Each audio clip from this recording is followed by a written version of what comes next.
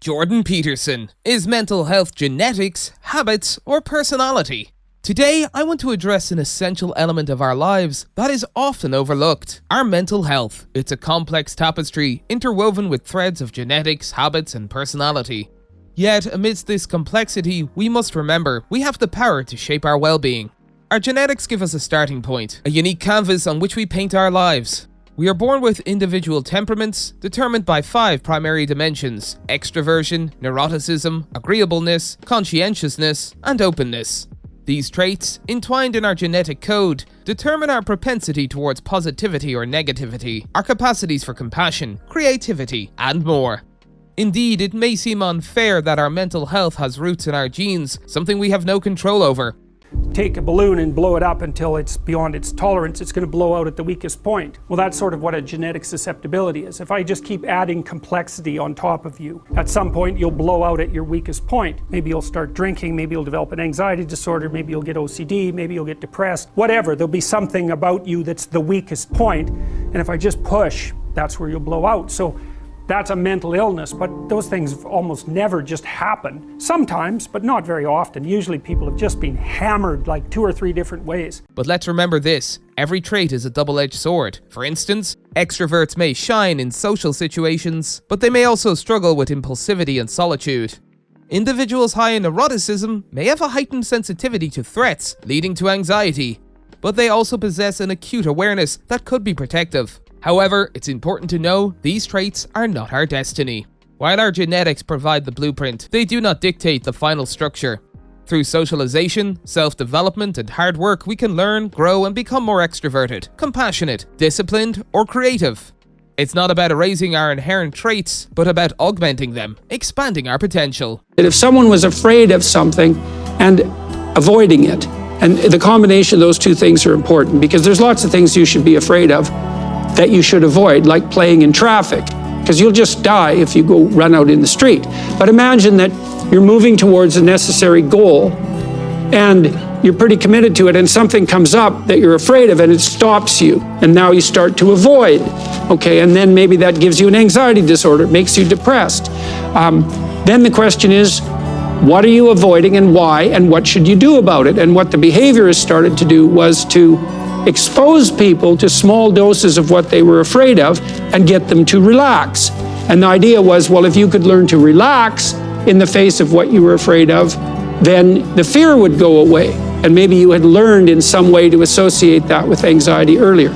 Now, it turned out that that worked, but it also turned out that it worked even if you didn't relax. Next, our habits have a profound influence on our mental health. As Aristotle once said, "We are what we repeatedly do." Excellence, then, is not an act, but a habit.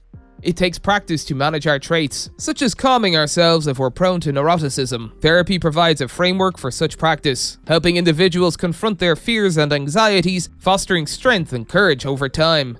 This practice can be adopted outside therapy too. Identify your goals, acknowledge your obstacles, and approach them step by step. With resilience and patience, you'll witness a transformation in your mental well-being. Our personalities, too, mold our mental health. The habits we nurture, the actions we take, these shape our character. Taking control of your surroundings, simplifying chaos, and fostering harmonious relationships can create a positive ripple effect in your life, further enhancing your mental health. If any of you out there are anxious, and many of you no doubt are, there'll be a large number of you who are anxious and don't eat breakfast. And there'll be a whole bunch of you out there who think, well, I don't eat breakfast, it isn't necessary. It's like, that's wrong. It's necessary. You fasted all night. If you load yourself cognitively or physiologically in the morning, your brain, stressed, will encourage your body to produce insulin. It will take all the blood sugar out of your blood, and then you're done for the day. And then you'll be anxious. And a lot of the rest of you too, you'll find if you're anxious, try this. It's really, really interesting experiment. The next time you're anxious, go eat something.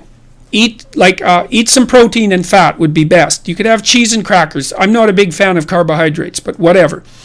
Eat whatever you're willing to eat, but make it solid. Don't eat a peanut butter, or don't eat a chocolate bar or something sweet. Eat something substantial, a piece of meat, a piece of cheese, some peanut butter, something like that. The journey to mental well-being is a marathon, not a sprint. Take small steps, address the tasks at hand, and then gradually expand your horizons. Remember, each action counts, and as you master yourself, extend your efforts to make a positive impact on others. This journey is both an opportunity and a responsibility.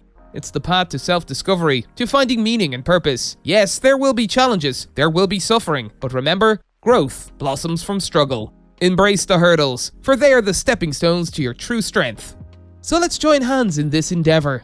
Let's work to master our genetic predispositions, habits, and personalities. Let's strive to create a world where understanding, compassion, and resilience are not the exception, but the norm. As we embark on this journey, let's remember, we all hold the power to shape our mental well-being. When you are dealing with people who are in crisis isn't people who have a mental illness. In fact, in my experience, that's actually quite rare. What's far more common is that the person that you're talking to has become overwhelmed by catastrophe. So their life has fallen apart in some way that makes what they're doing actually impossible. So maybe someone very close to them in their family that they were depending on has developed a very serious illness, and that's thrown their entire financial state into utter chaos. Or maybe they've developed a condition that makes it impossible for them to work. Or, you can imagine the potential range of catastrophes. And they're coming to see you because they're anxious and depressed. But the reason they're anxious and depressed is because everything they have ignored has popped its head back up and is hell-bent on their destruction.